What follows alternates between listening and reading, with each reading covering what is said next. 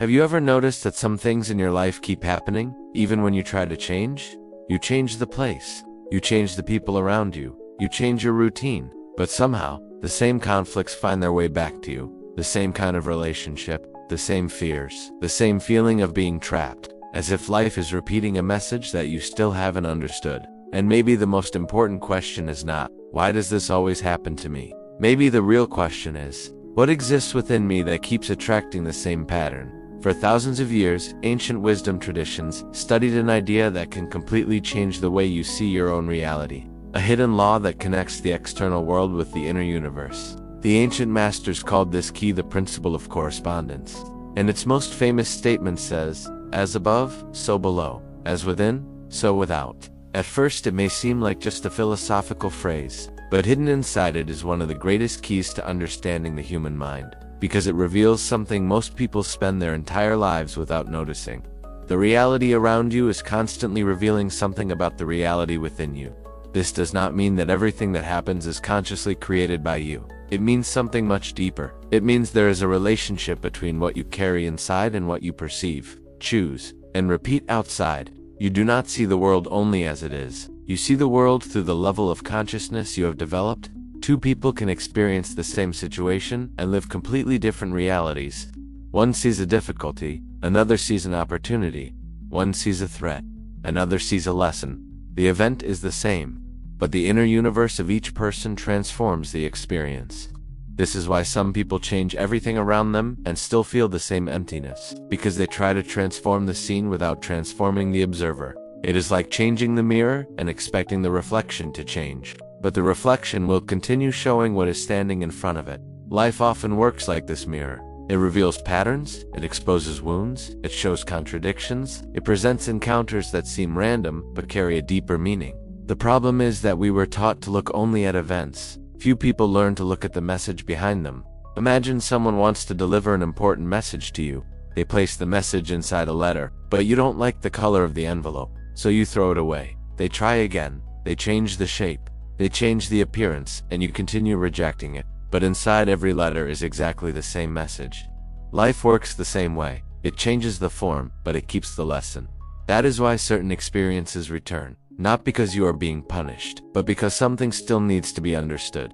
There is a part of your consciousness trying to get your attention. Maybe this is why certain situations feel strangely familiar. You meet someone new, but it feels like an old story. You enter a new environment, but carry the same discomfort. You begin a new chapter, but old patterns appear again. Because what has not been integrated within you continues searching for a way to manifest outside. Human beings have a fascinating ability. We can easily see the patterns of others. We look at someone and say, this person always chooses the same type of problem. They always repeat the same mistakes. They never realize what they are doing. But when the attention turns inward, something changes.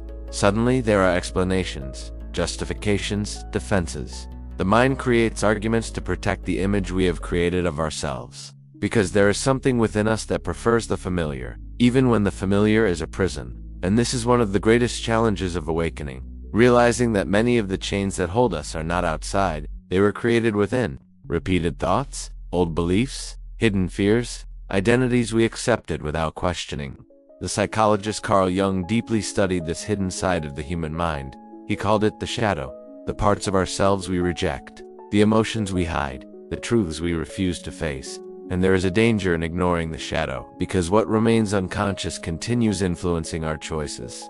You believe you are choosing freely, but many times you are only following patterns you never examined. And perhaps one of the greatest illusions of human existence is believing that we are only our thoughts. But ask yourself, who is the one who notices your thoughts?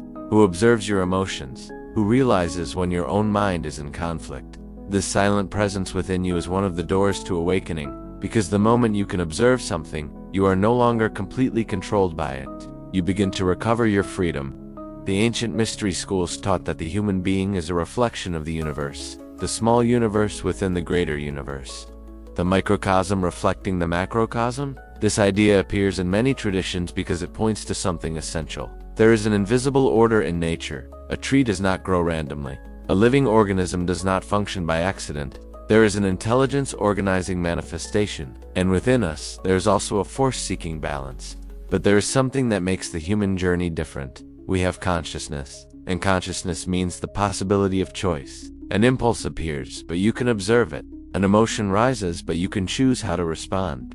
This is the difference between living automatically and awakening. True evolution does not happen only when we accumulate knowledge. It happens when we become different within, because there is a great trap on the spiritual path. A person can learn about consciousness, energy, and universal laws, but still remain controlled by anger, still trapped by pride, still searching for validation, still running away from themselves. Knowledge without transformation is only information. Wisdom begins when what you understand changes who you are. Humanity has created extraordinary tools. We can cross continents, we can communicate instantly across the planet. We can create technologies that ancient generations could never imagine, but we still face inner battles that have existed for thousands of years. The human being has learned to control machines, but still struggles to control the mind. We have built external worlds, but many still have not discovered their own inner world. And perhaps this is the greatest challenge of our species. Because a person with great external power and little inner awareness can create destruction. But a person who has mastered themselves becomes a force of balance. The principle of correspondence invites us to ask a different question. Not only, why did this happen, but what is this trying to reveal within me? This small change can transform everything. Because you stop being only someone reacting to life. You become someone consciously participating in your own evolution. If there is confusion outside, look within. If there is repetition outside, look within. If there is conflict outside, look within. Not to blame yourself, but to understand yourself, because what is understood can be transformed. Perhaps the greatest revelation is realizing that life is not only happening to you, life is communicating with you.